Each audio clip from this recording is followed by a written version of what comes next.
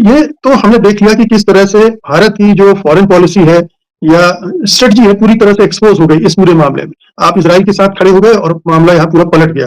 क्या आपको लग रहा है कि इसमें अब कोई इसको ठीक करने का रास्ता बचा है भारत के पास, मोदी सरकार के पास? देखिए, स्टैंड किसी भी मुल्क का, और हिंदुस्तान एन गैन मुल्क नहीं है। ये मुल्क है 1.5 बिलियन लोगों का। तो हमारी सरकार अगर चाहे तो कभी भी अपनी पोजीशन बदल सकती है, पर बदलेगी नहीं। दिक्कत ये है कि कोई अनजान कारण है कि हम अमेरिका के खिलाफ नहीं खड़ा होना चाह रहे हैं। ये इजराइल की लड़ाई नहीं है, ये लड़ाई है अमेरिका की ईरान के साथ और ईरान के पीछे खड़े चीन और रशिया के साथ। और इसको जीतना भी मुश्किल है और इससे बाहर निकलना भी मुश्किल है। ये जंग कब खत्म होगी, ये ईरान तय करेगा, अमेरिका तय नहीं करेगा। तो जैसा आपने कहा कि अब पूरी कोशिश ट्रंप साहब की है कि किसी तरह से होर्मुज को खोला जाए, क्या उनके पास इसके कोई रास्ते हैं? देखिए, उनके पास आज कोई ऑप्शन नहीं है। अभी बात हो रही है कि हमारे पास हम ग्राउंड ट्रूप्स को वहां लगाएंगे। ईरान ने अपने कई सालों की मेहनत से और सोच से उन्होंने पूरे ईरान में बहुत सारे टनल बना लिए हैं। वो ये ग्राउंड ऑपरेशन और खर्ग आइलैंड ले लेंगे, ये सब जो है इससे ट्रंप और फंसते चले जाएंगे इसमें। तो ये एक इलीगल लड़ाई है जो इन्होंने सोचा था ये बहुत जल्दी निपटा लेंगे। पर जब होता क्या है कि जब एक बड़ी ताकत होती है और उसको लगता है मेरे पे इतनी ताकत है, मैं जैसे ही जंगी मैदान में जाऊंगा दूसरी वाली साइड एकदम हथियार डाल देगी। तो दूसरी वाली साइड ने तैयारी करी थी। हर ताकत की हद होती है और हर देश को ये बात समझनी चाहिए। और जो ड्रोन्स हैं ईरान के पास, वो बहुत ज्यादा हैं। कुछ रिपोर्ट्स बता रही हैं, जो मानने को मैं तैयार हूं, करीबन 70,000 ड्रोन है। ये उन्होंने मैन्युफैक्चर किया है, उनके पास मैन्युफैक्चरिंग कैपेबिलिटी है अंडरग्राउंड। और कोई 5-6 हजार ड्रोन अलग अलग टाइप के बना रहे हैं। तो आज खतरा जो है सबसे ज्यादा अमेरिका को, एक तो उनके अलग अलग ये जो शाहिद ड्रोन है इससे खतरा है, और दूसरा जो उनकी हाइपरसोनिक मिसाइल्स हैं उससे खतरा है। और दोनों उनके पास काफी है। इसलिए जहां तक आप देखिएगा, ईरान जो है वो ना अभी झुका है, वो एक लंबी लड़ाई लड़ने के लिए तैयार बैठा था। वो लड़ाई नहीं करना चाहता था, लड़ाई में उसको धकेला गया है, इसमें कोई शक नहीं है। मेरा पहला सवाल यह है कि एक तरफ तो ट्रंप कह रहे हैं कि ईरान से डील के लिए वो तैयार नहीं है, कोई डील नहीं हो सकती है, और दूसरी तरफ दुनिया भर के देशों से गुहार लगा रहे हैं कि आइए अपने युद्ध को तैनात कीजिए, जो होर्मुज है उसको खोलने की कोशिश की जाए, वगैरह वगैरह। क्या ट्रंप ये स्वीकार करने के लिए तैयार नहीं कि हालात अब उनके हाथ में नहीं है, या अभी भी वे ईरान को नेस्तनाबूद करने की जिद ठाने हुए? देखिए, ऐसा है जो अमेरिका है एक बहुत बड़ी ताकत है। अमेरिका के लिए मान लेना कि वो हार गई है वेस्ट एशिया में, तो ये बहुत मुश्किल बात है। और दिक्कत क्या आ गई है कि आज प्रेसिडेंट ट्रंप अगर ये चाहे कि मैं खुद बोल दूं कि लड़ाई खत्म हो गई या मैंने इनको हरा दिया है, जो वो बोल रहे हैं अपने सोशल मीडिया पे, तो उससे काम नहीं चलेगा। वो काम इसलिए नहीं चलेगा क्योंकि जंग जीती गई है या हारी गई है, ये स्ट्रेट ऑफ हॉर्मुज में दिखेगा। और स्ट्रेट ऑफ हॉर्मुज जो है वो आज जो है ईरान कंट्रोल कर रहा है। ईरान तय कर रहा है वहां से कौन सा टैंकर, कौन सा शिप निकलेगा और कौन सा नहीं निकलेगा। तो और जो उन्होंने तैयारी करी है पिछले करीबन 10-15 साल से ईरान ने, और स्पेशली जो उन्होंने नसीहत ली है, जो लेसन सीखे हैं लास्ट ईयर की जो 12 डे वॉर है, उससे साफ दिखता है उनकी रणनीति, जिसे हम कहते हैं एसिमेट्रिक वॉरफेयर, वो पूरे तैयार हैं। और जैसे आप ही ने बताया अभी, दो बड़ी बड़ी ताकतें चीन और रशिया दोनों उनको सपोर्ट कर रही हैं। जो ईरान के फॉरेन मिनिस्टर है, उन्होंने अभी एक इंटरव्यू दिया था, उनमें यह सवाल उठाया गया कि क्या चीन और रशिया आपको सपोर्ट कर रही हैं, तो उन्होंने साफ बोला हाँ सपोर्ट कर रही हैं, मिलिटरली भी सपोर्ट कर रही हैं। तो कहने का मतलब यह है कि आज ट्रंप, देखिए ट्रंप ने लड़ाई शुरू करी थी ये सोच के कि मैं रजीम चेंज करूंगा, लोगों को मार दूंगा और काम खत्म हो जाएगा। अब जैसी खबरें आ रही हैं, उनको सलाह भी दी गई थी, जो उनके अपने chairman joint chiefs of staff हैं, जो जनरल केन है, और उनका आ रहा है उनके हवाले से, और भी जो जनरल्स हैं उनके हवाले से, कि देखिए आपको इस लड़ाई में नहीं पड़ना चाहिए, क्योंकि हमने ये लड़ाई को कुछ समझा है, कुछ नहीं समझा है, पर वहां जाना खतरा है। पर देखिए सवाल क्या हो रहा है कि ट्रंप अब एक स्टेज में ब्लेम कर रहे थे कि स्टीव विटकॉफ है, इनके सन इन लॉ है जो कुशनर है, फिर रूबियो है, और जो पीट हेक्सेट है, कि इन्होंने मुझे बताया। अब पीट हेक्सेट को देखिए लड़ाई के बारे में कुछ भी मालूम नहीं है, ये बिल्कुल तय हो चुका है। तो कहने का मतलब ये है, अब सारी जिम्मेदारी जो है ये इजराइल की लड़ाई नहीं है, ये लड़ाई है अमेरिका की ईरान के साथ और ईरान के पीछे खड़े चीन और रशिया के साथ। और इसको जीतना भी मुश्किल है और इससे बाहर निकलना भी मुश्किल है। ये जंग कब खत्म होगी ये ईरान तय करेगा, अमेरिका तय नहीं करेगा। तो जैसा आपने कहा कि अब पूरी कोशिश ट्रंप साहब की ये है कि किसी तरह से होर्मुज को खोला जाए, क्या उनके पास इसके कोई रास्ते हैं? जिस तरह से ईरान ने तैयारी कर रखी है, वो आह्वान कर रहे हैं कि दुनिया भर के देश वहां पर अपने युद्धपोत लेकर पहुंच जाएं उस ब्लॉकेज को खुलवाने के लिए। क्या ये प्रैक्टिकली संभव है? देखिए, उनके पास आज कोई ऑप्शन नहीं है। अभी बात हो रही है कि हमारे पास हम ग्राउंड ट्रूप्स को वहां लगाएंगे, और उसमें बात हो रही है, जैसे आप जानते हैं, अभी कल ही उन्होंने जो खर्क आइलैंड है, जो वो एक आइलैंड है जो थोड़ा दूर पड़ता है, करीबन 30-35 किलोमीटर है ईरान की टेरिटरी से, पर ईरान का आइलैंड है। तो वहां उनका मेजर आउटलेट है ऑयल का, जहां से कोई 90% उनका जो ऑयल है वो एक्सपोर्ट होता है। तो वहां इन लोगों ने जो है अपने रॉकेट फेंके हैं और कहा है हमने मिलिट्री इंस्टॉलेशन डिस्ट्रॉय कर दी हैं। तो उसकी कोई अहमियत नहीं है। अभी एक बात हो रही है कि ये पैसिफिक कमांड से, इंडो पैसिफिक कमांड से कुछ मरीन्स हैं उनको भेज रहे हैं, एम्फिबियस शिप को भेज रहे हैं। मैं एक छोटी सी बात आपको ये बताना चाहता हूं, इनके पास आज कोई ग्राउंड ऑपरेशन का करने का सफल कोई भी रास्ता नहीं है। और ये जो बात हो रही है कि हम खड़क आइलैंड को सिक्योर कर लेंगे, मैं समझता हूं वो सिक्योर भी नहीं हो पाएगा, क्योंकि अगर वो कुछ भी सिक्योर करेंगे, जैसे मैं आपके दर्शकों को बताना चाहूंगा ईरान ने क्या किया है। ईरान ने अपने कई सालों की मेहनत से और सोच से उन्होंने पूरे ईरान में बहुत सारे टनल बना लिए हैं। वो टनल जो है वो ऊपर खुलते हैं जमीन पर, और जमीन पे उन्होंने वहां पर ऊपर जो है उसके वो सैंड होती है, जो धूल होती है, उससे छुपा दिया है। तो उस टनल के अंदर से इनकी जो क्रूज मिसाइल्स हैं, बैलिस्टिक मिसाइल्स हैं, ये वहां से आती हैं बाहर, और उसके बाद तो वो बाहर है ही नहीं। कहने का मतलब ये है सारा काम इन्होंने अंडरग्राउंड करा हुआ है। अच्छा, अगर वो एक टनल से बाहर आती हैं तो उसके बाद क्या है कि अमेरिकन जो है वो उस पर नजर रख सकते हैं कि साहब दूसरी बार आएंगी, फिर वो उससे नहीं आती, क्योंकि उनके पास बहुत सारे टनल्स हैं। अभी एक टनल इस्तेमाल किया, उसके बाद नहीं इस्तेमाल किया। और उनकी जो पूरी जो रणनीति है वो ये है कि जो एरिया के कमांडर्स हैं उनको पूरी छूट है, उनके पास टारगेट लिस्ट है। कहने का मतलब ये है कि ये बात स्टेट ऑफ हर्मोस की भी नहीं है, जो ये बात है पूरे पर्शियन गल्फ की। पर्शियन गल्फ जो है वो बहुत लंबा है। अगर आप खर्क आइलैंड भी देखें ये स्टेट ऑफ हर्मोस से, तो वो करीबन 500 किलोमीटर दूर है।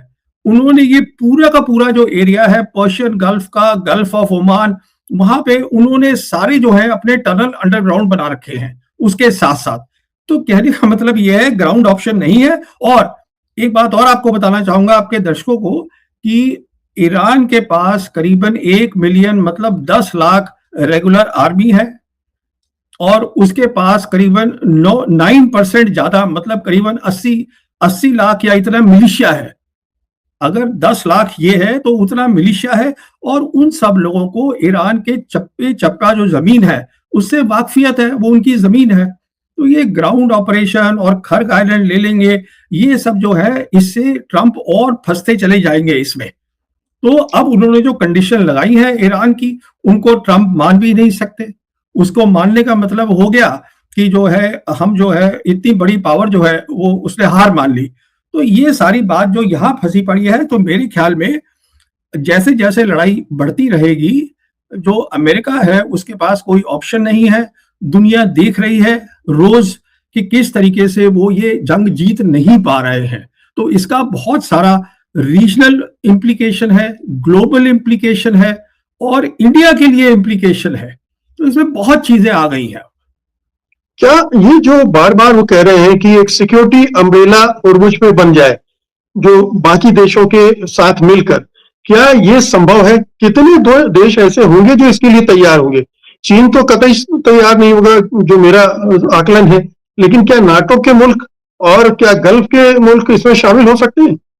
देखिए, मैं समझता हूं जो इन्होंने चीन का नाम लिया है वो इसलिए नहीं लिया है कि चीन आके उनकी मदद करे उसको खोलने में, इसलिए लिया है पब्लिकली कि चीन हमारी मदद करे इनके साथ कोई समझौता करने में। ये है सारी बात, और कुछ नहीं है। और जो बाकी और मुल्क हैं इनके नेटो के, ईयू के, वो सब टूटते जा रहे हैं। अभी इटली ने बोल दिया है, उनकी प्राइम मिनिस्टर मेलोनी ने, कि हम इस लड़ाई में नहीं पड़ेंगे, हमारी जंग नहीं है। स्पेन ने मना कर दिया है, बेल्जियम ने मना कर दिया है। फिर वो मर्क्स जो है, जो चांसलर हैं जर्मनी के, वो हाँ उसमें पड़ गए हैं। कहने का मतलब ये है कि ये अमेरिका की लड़ाई है, और ये लड़ाई जो है ये इलीगल है, क्योंकि इसका यूनाइटेड नेशन से कोई सैंक्शन नहीं है, इसका अपनी यूएस कांग्रेस से कोई सैंक्शन नहीं है। तो ये एक इलीगल लड़ाई है जो इन्होंने सोचा था ये बहुत जल्दी निपटा लेंगे। पर जब होता क्या है कि जब एक बड़ी ताकत होती है और उसको लगता है मेरे पे इतनी ताकत है, मैं जैसे ही जंगी मैदान में जाऊंगा दूसरी वाली साइड एकदम हथियार डाल देगी। तो दूसरी वाली साइड ने तैयारी करी थी, जो दूसरी वाली साइड के लिए वॉर ऑफ सर्वाइवल थी, अब उन्होंने कह दिया है हमारे लिए वॉर ऑफ पीस है। वो कहते हैं हम सीज फायर नहीं मानेंगे, हमें परमानेंट पीस चाहिए। और परमानेंट पीस के लिए उन्होंने शर्तें रख दी हैं। उन्होंने ये कह दिया है कि जो अमेरिका की यहाँ बेसिस है, जो गल्फ के जो कंट्रीज हैं, पर्शियन गल्फ के, उनके वहां से बेसिस हटाइए, हम उसको नहीं तो अटैक करेंगे। तो उन्होंने शर्तें लगा दी है। नहीं तो वो बोलते हैं कि हम तय करेंगे यहाँ से कौन निकलेगा स्टेट ऑफ हरमोज से।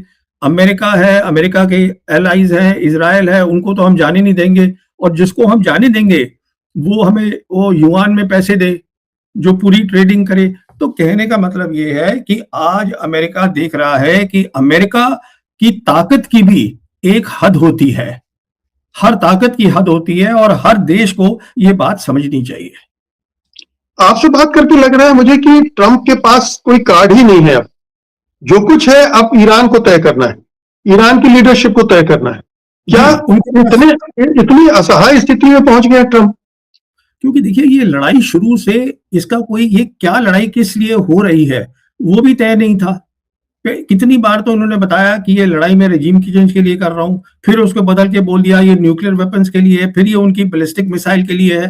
तो ये इसमें कुछ तय ही नहीं है आपके पास। अगर आपके पास तय नहीं है शुरू से आप क्या लड़ रहे हो, क्या हासिल करना चाहते हो, तो अपने आपने पूरी रणनीति बनाई ही नहीं है। तो ये मिनट टू मिनट, हादसे टू हादसा जो हो रहा है उस पर रिएक्ट कर रहे हैं और कुछ नहीं कर रहे हैं। इसके अलावा इनके पास कोई रणनीति नहीं है। और ताकत, देखिए ताकत का भी जो मतलब है वो बदल चुका है। आज सबसे बड़ी कमजोरी जो अमेरिका की मैं समझता हूं, और जो ताकत ईरान की है, वो है सैटेलाइट कॉन्स्टलेशन बेदू 3 जो चाइना प्रोवाइड कर रहा है, जो कि बहुत नया है। जीपीएस बहुत पुराना है, उसमें इतनी काबिलियत नहीं है जितनी चाइना के सैटेलाइट में है। उसने लड़ाई को एक नया रुख दे दिया है। वो ऐसे दे दिया है कि आज ईरान जो है अगर एक बिल्डिंग पे टारगेट करता है तो वो बिल्डिंग पे ही लगता है। वो एक्यूरेसी है, और सारी जो इंफॉर्मेशन है बैटल्स की, क्या चीज कहां मूव कर रही है, क्या हो रहा है, सब पता है ईरान को। और ईरान पूरा अंडरग्राउंड बैठा हुआ है। तो ये ऊपर से देखिए नुकसान ईरान का बहुत ज्यादा हुआ है। पर जब एक ऐसा मुल्क होता है जिसकी सर्वाइवल की बात होती है, तो वो बहुत सारी पेन जो है, दर्द लेता है।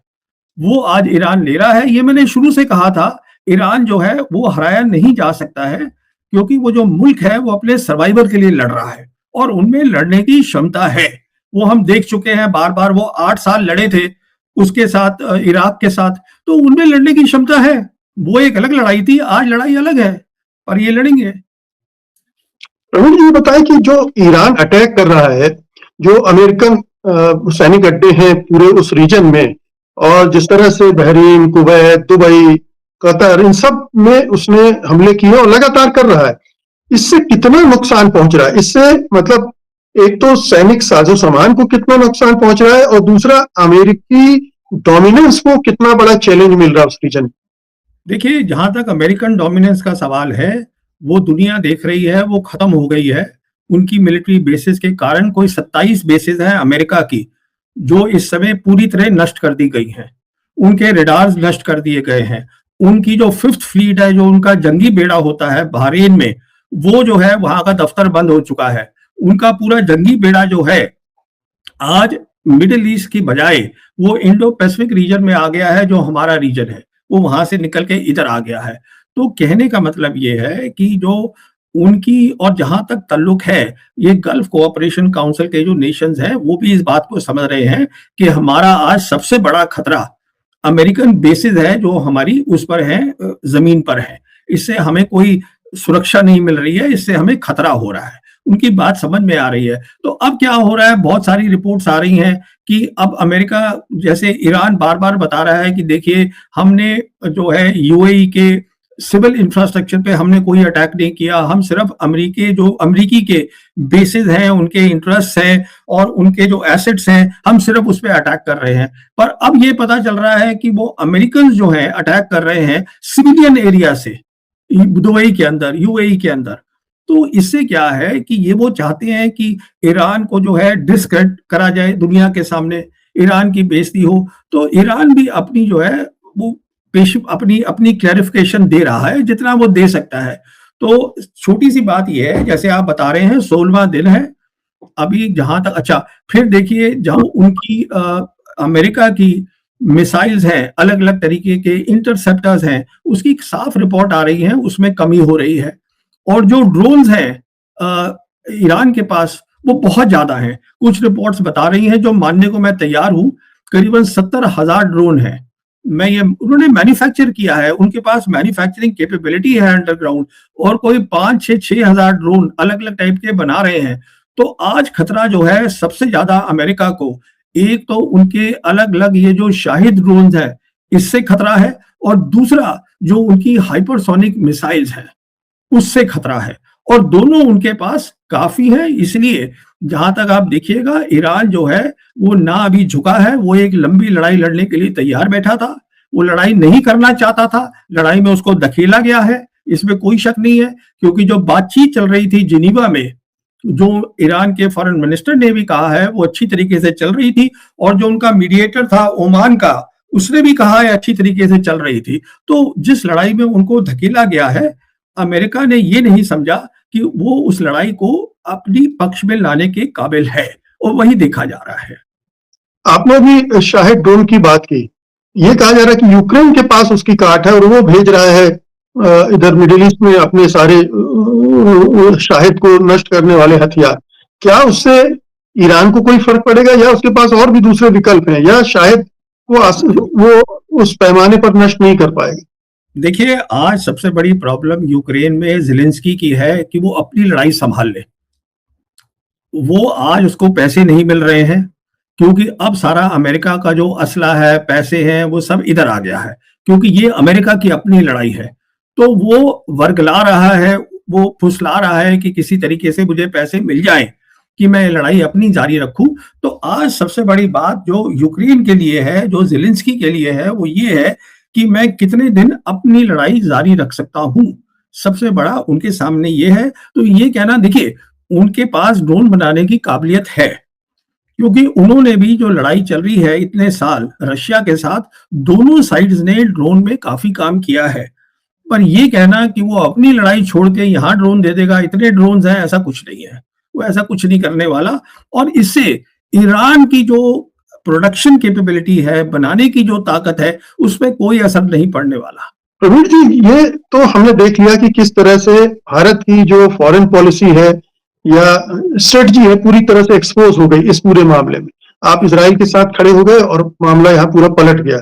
क्या आपको लग रहा है कि इसमें अब कोई इसको ठीक करने का रास्ता बचा है भारत के पास, मोदी सरकार के पास, या कोशिश की जा रही है लगातार ईरान की लीडरशिप से बातचीत करके कोई रास्ता निकालने की कोशिश की जा रही है, या जो स्टैंड ले लिया भारत ने उससे डैमेज इतना हो गया है कि ये बड़ा मुश्किल काम हो?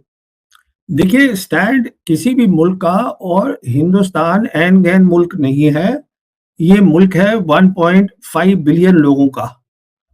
तो हमारी सरकार अगर चाहे तो कभी भी अपनी पोजीशन बदल सकती है, पर बदलेगी नहीं। दिक्कत ये है, दिक्कत ये नहीं है कि बहुत ज्यादा हमने इन्वेस्ट कर दिया है अमेरिका के अंदर, मिलिट्री टर्म्स में, फॉरेन पॉलिसी में, टेक्नोलॉजी में जो किया है। दिक्कत ये है कि कोई अनजान कारण है कि हम अमेरिका के खिलाफ नहीं खड़ा होना चाह रहे हैं। अब जहां तक बात है ईरान का कि हम बातचीत कर रहे हैं, तो बातचीत आप क्या कर रहे हैं? ईरान साफ तो आपको बोल रहा है रास्ता क्या है। अभी जो उनके फॉरेन मिनिस्टर हैं अरागची, उनकी बातचीत हुई जयशंकर से, उनके प्रेसिडेंट की बात हुई प्रधानमंत्री मोदी से, वो बार बार ब्रिक्स की बात कर रहे हैं। वो ये आपसे कह रहे हैं कि साहब एक ब्रिक्स की कॉमन स्टेटमेंट दीजिए। अब आप वो देने को तैयार नहीं है। सारी दिक्कत तो यहाँ आ रही है, क्योंकि अगर आप ब्रिक्स पे कोई स्टेटमेंट देते हैं, अगर कुछ जो मेंबर हैं ब्रिक्स के, अगर वो राजी भी नहीं होते, आप स्टेटमेंट इशू करिए कि हाँ, ये इल्लीगल लड़ाई है, जो अटैक है, जो अमेरिका ने किया है, इज़राइल ने किया है, ईरान के ऊपर दुनिया ने देखा है, तो आप करिए, उसमें स्टेटमेंट में लिख दीजिए कि फला-फला मुल्क जो है, जो फुल टाइम मेंबर है, वो राजी नहीं है। ब्राज़ील ने भी यही किया था। जब 12 दिन का युद्ध हुआ था 2025 में, ब्राज़ील ने 2 स्टेटमेंट इश्यू करी थी। हम एक भी स्टेटमेंट इश्यू करने को तैयार नहीं है। तो अब आप खुद सोचिएगा, हमारे पास रास्ता है कि हमारे जो टैंकर्स हैं वो फ्रीली जो है स्ट्रेट ऑफ हॉर्मुज़ से आएँ। हमारे पास वो रास्ता है, पर उसके लिए मेरी समझ में ईरान ये कह रहा है कि आप साहब ब्रिक्स के मेंबर हैं, ब्रिक्स की प्रेसिडेंसी इस साल की आपके पास है, आप एक स्टेटमेंट इश्यू कर दीजिए। जो राज़ी है मुल्क, उसमें लिख दीजिए ये सब राज़ी हैं। पर प्रॉब्लम ये है कि हम प्रेसिडेंसी है हमारे पास, हमें इनिशिएट करनी है स्टेटमेंट, हम तैयार नहीं है वो करने के लिए। दिक्कत यहाँ पर है। हम डरे हुए हैं। जी। हम डरे हुए हैं अमेरिका से। अब देखिए, डरे हुए हैं, क्या हुआ है? देखिए, डरना हमें नहीं चाहिए। जैसे मैं आपसे कह रहा हूँ, हम कोई ऐन-गैन मुल्क नहीं है। हमने क्यों अपने आप को एक ऐसी जगह खड़ा कर दिया है कि हम ऐन-गैन दिख रहे हैं? ये मुझे बात समझ में नहीं आती और ये बहुत ही अफ़सोस की बात है। दोस्तों, आपने देखा कि भारत की पॉलिसी दुनिया के सामने एकदम बेनकाब हो गई। मोदी सरकार अमेरिका ईरान के बुहरान में फंस गए हैं। ईरान ने अपनी मुकम्मल तैयारी कर ली है 70,000 हथियारों के साथ, और ये वाज़ेह है कि अब खेल का फैसला सिर्फ ईरान करेगा, अमेरिका नहीं। ये लड़ाई सिर्फ इसराइल या अमेरिका की नहीं बल्कि आलमी ताकतों की जंग है, और भारत जैसे मुल्क के लिए ये चैलेंज बहुत बड़ा है। हमारी सरकार मजबूत है, किसी दबाव में नहीं बदलेगी और हालात को समझदारी से देख रही है। ये वक्त है होशियारी और आगाही का। अगर आपको ये वीडियो मालूमाती और सनसनीखेज लगी हो तो लाइक और शेयर ज़रूर करें, और चैनल सब्सक्राइब करना मत भूलिए ताकि आप हमेशा असल तजिया देख सकें।